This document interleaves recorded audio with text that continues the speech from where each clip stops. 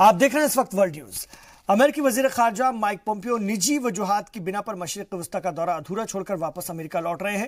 وزارت خارجہ کے مطابق اپنی اہلیہ سوزن کے کسی عزیز کے انتقال کے بعد ان کی آخری رسومات میں شامل ہونے کے لیے وہ مسقط سے واشنگٹن لوٹ جائیں گے۔ طے شدہ پروگرام کے مطابق انہیں کویت کا بھی دورہ کرنا تھا۔ ریاض سے عمان پہنچے پومپیو نے مسقط میں عمان کے شاہ سلطان قابوس بن سعید سے ملاقات کی اور اس سے قبل انہوں نے ریاض میں سعودی عرب کے فرمانروا شاہ سلمان اور کراؤن پرنس محمد بن سلمان سے ملاقات کی۔ ریاض میں واقع امریکی سفارت خانے کے مطابق محمد بن سلمان کے ساتھ ہوئی ملاقات میں دونوں لیڈران نے یمن میں جنگ بندی معاہدے کی پابندی کی ضرورت پر زور دیا۔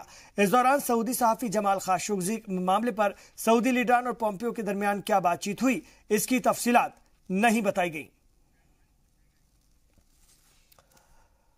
امریکی وزیر خارجہ مائک پومپیو نے عرب ممالک کو باہمی اختلاف ختم کرنے کا مشورہ دیا ہے۔ دوحہ میں قطر امریکی اسٹریٹجک ڈائیلاگ پروگرام میں بولتے انہوں نے امید ظاہر کی کہ آنے والے دنوں میں جی سی سی ممبران آپسی اختلاف کو ختم کر کے علاقے کی ہمہ جہت ترقی پر دھیان دیں گے۔ بحیثیت امریکی وزیر خارجہ پہلی دفعہ مشرق وسطی مائک پومپیو کا یہ دورہ اپنے آخری مرحلے میں داخل ہو چکا ہے۔ گزشتہ 6 دنوں کے دوران وہ اردن، عراق، مصر، بحرین، متحدہ عرب امارات، قطر اور سعودی عرب کا دورہ کر چکے ہیں۔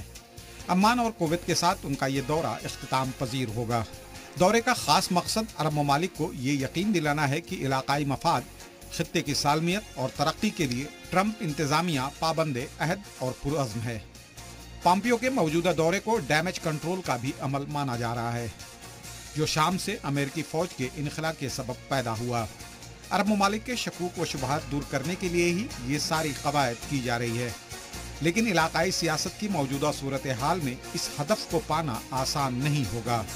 ٹرمپ انتظامیہ کو بھی اس کا احساس ہے اور اسے ظاہر کرنے کے لیے دوحہ سے اچھی جگہ کوئی اور نہیں ہو سکتی تھی۔ دوسرے قطر امریکی اسٹریٹجک ڈائیلاگ سے خطاب کرتے ہوئے پومپیو نے کہا کہ جی سی سی میں اتحاد و اتفاق سے ہی علاقے کی ترقی ممکن ہے۔ انہیں امید ہے کہ باہمی اتحاد سے آنے والے دنوں میں یہ تنازع حل ہو جائے گا۔ Today in our conversations I stressed the importance of unity among the Gulf Cooperation Council members. President Trump and I both believe the ongoing dispute in the region has dragged on too long, and the dispute benefits adversaries and harms our mutual interests. Our nations do important work, and we have important work to continue to do together. And the United States hopes the parties involved will see once again the benefits of cooperation and take actions necessary to rebuild unity in their ranks. گزشتہ 1.5 سالوں سے قطر کے خلاف سعودی عرب، you اے ای اور بحرین نے اپنے سفارتی تعلقات منقطع کر رکھے ہیں۔ کویت اور امریکی کوششوں کے باوجود ان ممالک کے رشتے پٹری پر نہیں لوٹے ہیں۔ وقت گزرنے کے ساتھ تنازع بڑھتا ہی جا رہا ہے۔ دورے کا ایک مقصد خطے میں ایران اور روس کے اثرات کو کم کرنا بھی ہے، لیکن علاقائی سیاست اب اس نہج پر پہنچ چکی ہے کہ امریکہ جتنی اس سے نکلنے کی کوشش کرے گا اتنا ہی اس کے اس میں پھنستے جانے کا امکان پیدا ہوگا۔ بیورو رپورٹ، زی سلام۔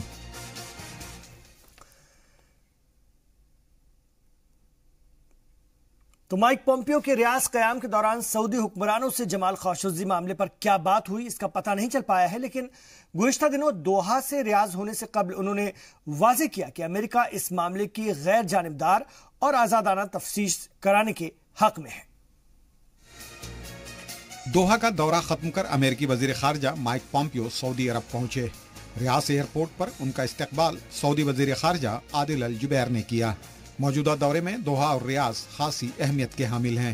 دوحہ کا دورہ اس لحاظ سے اہم تھا کہ ناٹو کی طرز پر دفاعی اتحاد بنانے کے امریکی منصوبے میں علاقے کی موجودہ سیاست سب سے بڑا رخنہ ثابت ہو رہی ہے۔ Strategic alliance of Middle East کو حقیقت میں بدلنے کے لیے اسے پہلے قطر کے ساتھ دیگر عرب ممالک کا تنازع حل کرنا ہوگا۔ اس اتحاد میں امریکہ خلیجی ریاستوں کے علاوہ مصر اور اردن کو بھی شامل کرنا چاہتا ہے۔ واضح ہو کہ قطر پر پابندی عائد کرنے والوں میں مصر بھی شامل ہے۔ قطر تنازع کے علاوہ جمال خاشقجی معاملے کو لے کر بھی ریاض کا دورہ خاصا اہم ہے۔ پومپیو کا کراؤن پرنس محمد بن سلمان سے بھی ملنے کا پروگرام ہے، جن پر اس معاملے میں سازش کا الزام لگتا رہا ہے، لیکن سعودی کے ساتھ ساتھ امریکی حکومت بھی انہیں بے داغ مانتی ہے۔ پومپیو کا ماننا ہے کہ قتل معاملے کی آزادانہ اور غیر جانبدارانہ جانچ ہونی چاہیے۔ We will continue to have a conversation with the Crown Prince and the Saudis about ensuring that the accountability is full and complete with respect to the unacceptable murder of Jamal Khashoggi. So we'll continue to talk about that and make sure we have all the facts so that they are held accountable, certainly by the Saudis, but by the United States as well, where appropriate. Iran को लेकर सबसे ज्यादा तहफ्फुज़ात Saudi अरब को ही है। इस मामले में America हमेशा सऊदी अरब के साथ रहा है। आइंदा 13-14 फरवरी को पोलैंड में होने वाले सरबराही इजलास को इसी तनाजुर में देखा जा रहा है। इस मामले में पोम्पियो अरब ममालिक की तायद हासिल करने की कोशिश कर रहे हैं। यमन और शाम में भी अमेरिका सऊदी अरब की क़यादत वाले इत्तेहाद के साथ है, लेकिन सबकी नजरें सऊदी अरब की दाखिली सियासत पर पोम्पियो के रुख पर टिकी होगी। मौजूदा शाही हुकूमत इस वक्त बहरान का शिकार है। जमाल खाशोगी के अलावा मुखालफिन के खिलाफ जिस तरह की कार्रवाई की खबरें बाहर आई हैं, उससे मगरबी ममालिक और ह्यूमन राइट ग्रुप ने सऊदी रिजिम की खासी तनकीद की है। ब्यूरो रिपोर्ट, जी सलाम। दोहा क़याम के दौरान अमेरिकी और कतर के दरमियान बाहमी दिलचस्पी वाले एक मुआहदे पर दस्तखत किए गए और दूसरी अमेरिकी कतर स्ट्रेटेजिक डायलॉग के दौरान इसकी जानकारी देते हुए पोम्पियो ने बताया कि दोनों मुल्कों के दरमियान दिफाई और इक़्तिसादियात के साथ साथ तालीम और सेहत के शोबे में भी मुसलसल ताउन और इश्तराक जारी है। इसके अलावा पोम्पियो और कतरी नायब वजीर आजम और वजीर खारजा मोहम्मद बिन अब्दुर्रहमान बिन जासिल अल सानी ने 2 MOU पर भी दस्तखत किए। इस मौके पर अमेरिकी वजीर खारजा ने अल हुदैद एयरबेस फराहम करने पर कतर का खास तौर पर शुक्रिया अदा किया। वाज़ेह कि कतर में इस वक्त 13,000 के करीब अमेरिकी और इत्तेहादी फौजी तैनात हैं और इस मौके पर उन्होंने कतर को लेकर के हुकूक के तय शफाफ पॉलिसी अख्तियार करने का मशवरा देते हुए 2024 में आलमी कप के कामयाब इनकाद के लिए नेक तमन्नाओं का भी इजहार किया। तो कतर और सऊदी के दरमियान जिस तरह के ताल्लुकात हैं वो सभी जानते हैं, लेकिन माइक पोम्पियो का ये दौरा बेहद खास रहा कतर के लिए और कतर में उन्होंने खास तौर से अपने हम मनसब से मुलाकात की। वहां के वजीर खारजा मोहम्मद बिन अब्दुर्रहमान बिन जासिल अल सानी से और 2 MOU पर भी दस्तखत हुए और उसके बाद औदैद एयरबेस फराहम करने पर कतर का शुक्रिया अदा भी किया। जी, हमारे साथ जुड़ गए इस वक्त हमारे बेहद खास मेहमान फोन लाइन पर, वो हमारे साथ हैं शौकत भारती साहब, मिडिल ईस्ट मामलों के एक्सपर्ट हैं, उनसे बात करेंगे। कतर पहुंचे माइक पोम्पियो, कतर के साथ कई करार हुए हैं और खास तौर से अपना एयरबेस मुहैया कराने के लिए शुक्रिया अदा किया है कतर का। कतर के बाकी अरेबियन मुल्कों के साथ जो ताल्लुकात हैं वो भी दुनिया जानती है, तो इस दौरे को कैसे देखेंगे? देखिए, ये दौरा तो अभी बीच में कैंसिल हो गया क्योंकि इमरजेंसी में इनको जाना पड़ा। जी, क्या नाम है, माइक पोम्पियो को, क्योंकि उनके यहाँ किसी की डेथ हो गई उसके फ्यूनरल में। लेकिन जो उनकी स्पेशल टॉक हुई है इस दौरे के अंदर 35 मिनट की किंग सलमान से हुई है और तकरीबन 45 मिनट क्राउन प्रिंस से हुई है। उसमें उन्होंने यमन के इशू, वहां से डीएस्केलेशन की जो बातचीत की है और सबसे ज्यादा प्रेशर उनका खाशोगी मर्डर वाले इशू के ऊपर था और वहां पर ह्यूमन राइट्स के वायलेशन के सिलसिले के अंदर भी और वुमेन राइट्स के क्या नाम है वायलेशन के सिलसिले में भी बातचीत हुई है, क्योंकि जो लेडी वहां के ऊपर अरेस्ट है उनके भाई ने जो अपना एक आर्टिकल छापा है जिसमें बताया है कि उनको भी टॉर्चर किया जा रहा है और उनकी जान का भी खतरा है। इस पर भी इन्होंने काफी बातचीत की है पोम्पियो ने इनके साथ मिलकर, और ये पूरी तरीके से इस वक्त सऊदी अरेबिया को प्रेशर में लेना चाहते हैं, क्योंकि देखिए सऊदी अरेबिया से तो ये अलग होंगे नहीं। इसलिए नहीं अलग होंगे कि वो सबसे बड़ा अमेरिका, ये सऊदी अरेबिया सबसे बड़ा इनका बायर है जो आर्म्स खरीदता है और अगेंस्ट ईरान इनका सबसे बड़ा एलाई है जिसके जरिए मिडिल ईस्ट के अंदर ये सारे काम को कर रहे हैं जी। तो इस वक्त की जो सिचुएशन है, ये तो बीच में विजिट छोड़कर उनको जाना पड़ा है, क्योंकि CIA की जो रिपोर्ट है उसके अंदर मोहम्मद बिन सलमान का इन्वॉल्वमेंट है मर्डर के अंदर। तो अब अपने कंट्री की इंटेलिजेंस रिपोर्ट को डिनाई करना ये पोम्पियो के लिए बड़ी मुश्किल से बातचीत है। तो अब सऊदी अरेबिया में जो केस चल रहा है खाशोगी मर्डर के ऊपर, उन दोनों को किस तरह से पैचअप करना है, इन सारी बातों के ऊपर मेन बात हुई है। 45 मिनट जो है इनकी बात क्राउन प्रिंस से हुई है और 35 मिनट तकरीबन बात जो है वो क्या नाम है किंग सलमान से हुई है। बहुत शुक्रिया शौकत भारती साहब आपका इस पूरी खबर पर अपनी राय रखने के लिए। शाम के मुआविन वजीर खारजा ऐमान सुजान ने कुर्द जंगजुओं के साथ जल्द बातचीत शुरू करने की उम्मीद जाहिर की है। दमिश्क में सहाफियों से बात करते हुए उन्होंने कहा कि बातचीत के हवाले से मुस्बत पेशरफ्त हुई है और आइंदा चंद दिनों में इसके बेहतर नताइज सामने आ जाएंगे। वाज़ेह है कि शाम से अमेरिकी फौज के इनखला के ऐलान के बाद से ही कुर्द जंगजू रूस की मदद से शामी हुकूमत के साथ राब्ता कायम करने की कोशिश में है। मनबीज में शामी फौज के दाखिले के बाद दोनों के ताल्लुकात में खासी बेहतरी आई है। शुमाली शाम के ज्यादातर इलाकों पर काबिज कुर्द जंगजू शामी हुकूमत के साथ मौजूदा तनाज़ा खत्म करके एक काबिल कबूल और बाइज्जत मुआहदे की उम्मीद लगाए हुए हैं। शामी हुकूमत की जानिब से मुस्बत जवाब मिलने के बाद दोनों फरीक मुआहदे को लेकर पुरुम्मीद है और शामी वजीर खारजा ने इस उम्मीद का इजहार किया है कि बातचीत के जरिए फरीकैन तनाज़े का सियासी हल निकालने में कामयाब होंगे।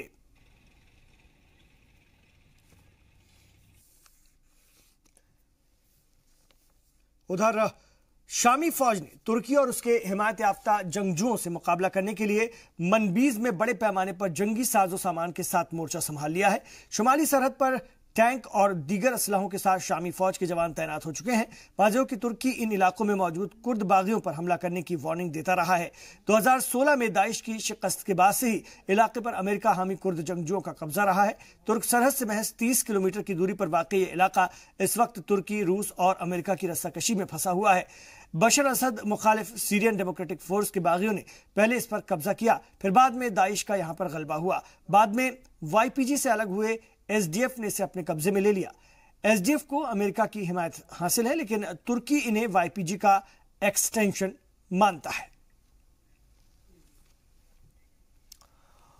और अमेरिकी सदर डोनाल्ड ट्रंप ने तुर्की को कुर्द जंगजुओं पर हमले की पादाश में सख्त नताइज भुगतने की धमकी दी है। ट्रंप की वार्निंग अंकारा के उस बयान के बाद आई जिसमें कि उसने कुर्द बागियों को दहशतगर्द बताते हुए अमेरिका से उनकी हिमायत न करने की बात कही थी। इसके अलावा तुर्की का यह भी कहना था कि कुर्दों पर हमला करने के लिए उसे किसी की इजाजत की जरूरत नहीं है। ट्रंप ने ट्वीट के जरिए तुर्की को खासतौर से मुतनब्बे करते हुए कहा कि अगर कुर्दों पर हमला हुआ तो उसे इक्तिसादी नुकसान के लिए तैयार रहना होगा। हालांकि साथ ही उन्होंने कुर्दों से भी तुर्की हुकूमत को मुश्तिल न करने की सलाह दी। और अमेरिकी सदर के ट्वीट पर तुर्की के वजीर खारजा ममलूद कावशोगलू ने सख्त रद्दअमल का इजहार किया। उन्होंने कहा कि इस तरह की धमकियों से कोई खातिर ख्वाह नतीजा बरामद नहीं होगा। उन्होंने कहा कि दोस्त ममालिक से बराह रास्त बातचीत होनी चाहिए, न कि सोशल मीडिया पर। और उन्होंने कहा कि अमेरिकी सदर इलाकाई सियासत में मुदाखलत की कोशिश कर रहे हैं। उधर अमेरिकी सदर की धमकी का असर तुर्की मार्केट पर भी दिखने लगा। आलमी मार्केट में डॉलर के मुकाबले तुर्की लीरा की कीमत मजीद 5.53% गिर गई। नाटो के इन दोनों ममालिक के दौरान YPG का मुद्दा कशीदगी का सबब बना हुआ है। तो गुज़िश्ता साल तुर्की के 2 वजीरों को अमेरिका में दाखिले की इजाजत न देने और तुर्की बरामदात पर टैक्स लगाने के बाद से लीरा की मार्केट वैल्यू में लगातार गिरावट दर्ज की जा रही है। गुज़िश्ता अगस्त में यह अब तक के सबसे निचले दर्जे पर पहुंच गया था। और हमारे साथ इस वक्त अखलाक उस्मानी साहब जुड़ गए हैं, उनसे हम बात करेंगे। अमेरिकी सदर के ट्वीट पर तुर्की के वजीर खारजा ममलूद कावशोगलू ने जो सख्त रद्दअमल का इजहार किया है, अखलाक साहब कैसे आप देखते हैं इस जवाब को? देखिए, तुर्की के जो वजीर खारजा हैं उन्होंने अपनी बातचीत में ये कहा कि जो डिप्लोमेसी के मसाइल हैं वो सोशल मीडिया पे तय नहीं होते हैं। और ये बहुत इंपॉर्टेंट बात है कि डोनाल्ड ट्रंप ने जो ट्वीट किया है वो अपने पर्सनल अकाउंट से किया है। जो अमेरिकी सदर का ऑफिशियल अकाउंट है उसका नाम पोटस है और पोटस से उन्होंने ये ट्वीट नहीं किया है। लेकिन इससे कोई फर्क नहीं पड़ता क्योंकि ये ट्वीट ओरिजिनल है। आपको अगस्त 2018 की वो बात याद होगी जब डोनाल्ड ट्रंप ने अपने यहाँ के चर्च के एक पादरी की अमेरिका की कैद में होने के बाद एक धमकी दी थी और जो स्टील की प्राइस है उस पर 50% की ड्यूटी इम्पोज कर दी थी और एल्यूमिनियम पे 20%। उसके बाद जो लीरा की कीमत है जो करीब 3.5 लीरा $1 के मुकाबले है वो घट के सीधे 6 लीरा पे पहुंच गई थी। जो ताजा धमकी ट्रंप ने तुर्की को दी है उसके बाद से वो इकोनॉमिकली बाजार में एक सेंटिमेंट काम करता है और लीरा की कीमत गिरना शुरू हो गई है। दरअसल आपको मैं बताऊं कि जो नॉर्थ ईस्टर्न सीरिया है, जो दरेजोर का इलाका है, जो सीरिया और तुर्की का बॉर्डर लगता है, वहां पर कुर्द काफी तादाद में है, उनके पास अमेरिकी हथियार हैं और तुर्की उनको टेररिस्ट मानता है। अगर अमेरिका वहां से हटता है तो तुर्की के पास साफ वजह होगी कि उस बॉर्डर पे जो तुर्की में कुर्द गड़बड़ी फैलाते हैं उसको काउंटर करने की कोशिश करेगा। लेकिन अमेरिका के इंटरेस्ट सीरिया में बने रहे, इसलिए वो नहीं चाहता कि कुर्दों के ऊपर तुर्की किसी भी तरीके से हमला करे। ठीक है, बहुत बहुत शुक्रिया अखलाक उस्मानी साहब इस खबर पर अपनी अहम राय रखने के लिए आपका।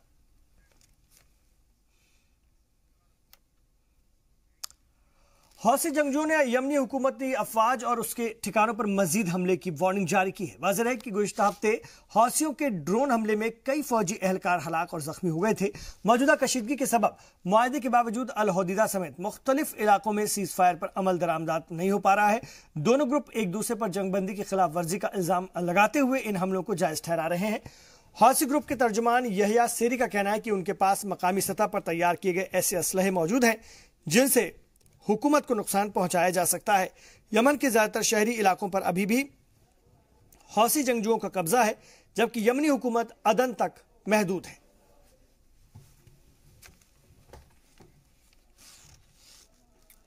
और इधर मिस्री सदर अब्दुल फताह अल सीसी ने गुज़िश्ता दिनों उर्दन का दौरा किया और शाह अब्दुल्ला दोयम से मुलाकात की। मार्का फौजी हवाई अड्डे पर सीसी का खुद शाह अब्दुल्ला ने इस्तकबाल किया। ज़राए के मुताबिक दोनों लीडरान के दरमियान मुख्तलिफ शोबे में बाहमी ताउन पर इश्तराक और बातचीत हुई। इसके अलावा दोनों लीडरों के दरमियान इलाकाई सियासत और मौजूदा सूरत हाल पर भी चर्चा हुई। माइक पोम्पियो के दौरे के फौरन बाद अल सीसी के उर्दन दौरे को खासी अहमियत दी जा रही है। पोम्पियो ने अपने दौरे के दौरान GCC मेंबरान पर स्ट्रेटेजिक दिफाई इत्तेहाद बनाने पर जोर दिया और इस इत्तेहाद में उर्दन और मिस्र को भी शामिल करने की तजवीज़ है। इसके अलावा फिलिस्तीनियों के हवाले से भी दोनों मुल्कों की खासी अहमियत है। उर्दन क़िबला अव्वल का कलीद बरदार है। दूसरी जानिब मिस्र हमास और फतह के दरमियान मुसालहत की कोशिशों में मसरूफ है।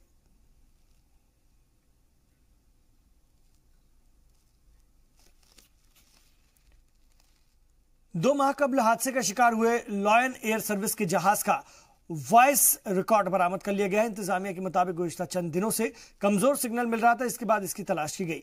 कॉकपिट वॉइस रिकॉर्डर पानी के 30 मीटर अंदर दबा पाया गया। इंडोनेशिया की राजधानी जकार्ता के करीब हुए इस हादसे में 189 अफराद जाँ बहक हुए थे। इंडोनेशिया एयर ट्रैफिक इंतजामिया के मुताबिक गुज़िश्ता 29 नवंबर को परवास के बाद से ही फ्लाइट नंबर JT 610 का राब्ता एयर ट्रैफिक कंट्रोल से मुनक़ता हो गया था और यह दुनिया का पहला 737 मैक्स जहाज था जो हादसे का शिकार हुआ। ईरान में एक हवाई हादसे में कम से कम 15 अफराद हलाक हो गए। यह हादसा ईरान के अलबोर्ज सूबे में पेश आया। ईरानी फौज के मुताबिक 707 बोइंग मिलिट्री का एक कार्गो जहाज था जो कि किर्गिस्तान के बिश्केक से गोश्त लेकर आ रहा था। कहा जा रहा है कि जहाज को जिस एयरपोर्ट पर उतरना था, खराब मौसम के सबब वो इसकी शिनाख्त नहीं कर पाया और फतेह एयरफील्ड के करीब उतर गया।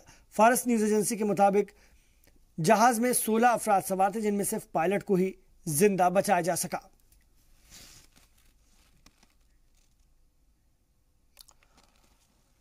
बांग्लादेश में गारमेंट फैक्ट्री के मुलाजमीन की गुज़िश्ता कई हफ्तों से जारी हड़ताल के दबाव में सरकार ने मुलाजमीन की तनख्वाह में इजाफा करने का ऐलान किया है। मुलाजमीन गुज़िश्ता साल मंजूर की गई पे स्केल का नाफिज करने का मुतालबा कर रहे थे। मुसलसल मुजाहरों से हो रहे नुकसान के सबब मिल मालिकों ने गैर मुय्यना मुद्दत के लिए फैक्ट्री बंद करने की धमकी दी थी, जिसके बाद सरकार को आगे आना पड़ा।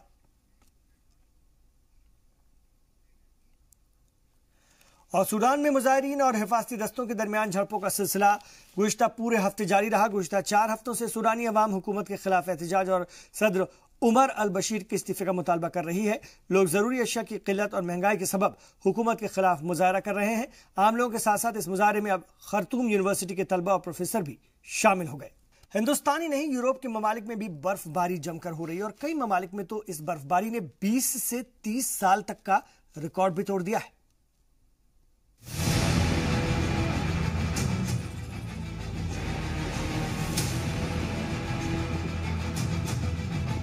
यूरोप का अल्पाइन रीजन इस साल जबरदस्त बर्फीले तूफान का गवाह बन रहा है।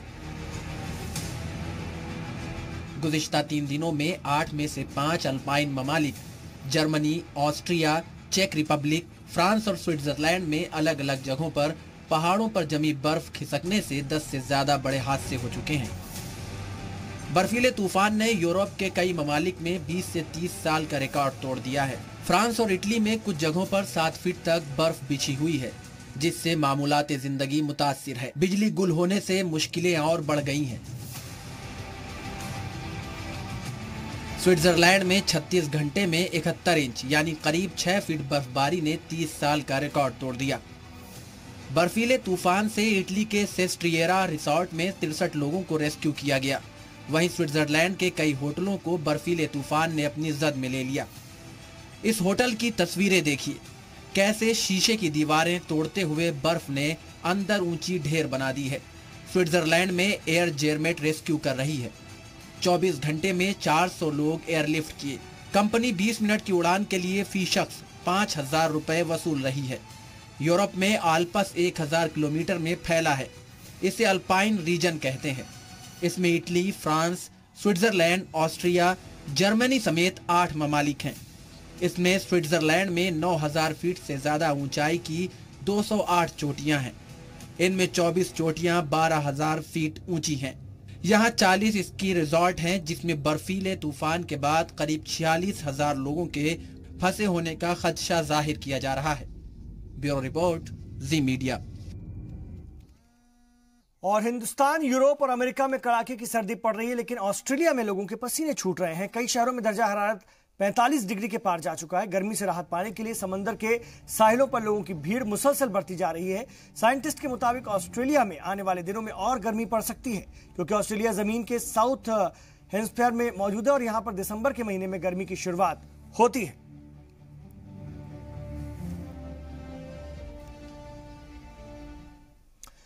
एडिलेड में दूसरे वनडे मैच के लिए टीम इंडिया ने जमकर प्रैक्टिस की। कल दूसरे वनडे मैच में टीम इंडिया बराबरी के इरादे से मैदान में उतरेगी। पहले वनडे मैच में ऑस्ट्रेलिया से शिकस्त के बाद विराट की टीम को यह मैच हर हाल में जीतना होगा, क्योंकि अगर इस मैच में भी टीम इंडिया की शिकस्त हुई तो 3 मैचों की सीरीज हिंदुस्तान के हाथ से निकल जाएगी। ऑस्ट्रेलिया 2-0 से सीरीज जीत जाएगी।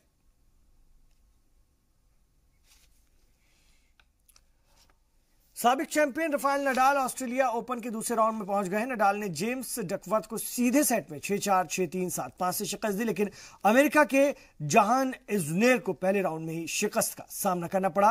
रियली ओपेल्का ने इज़नेर को 7-6, 7-6, 6-7, 7-6 से हराया।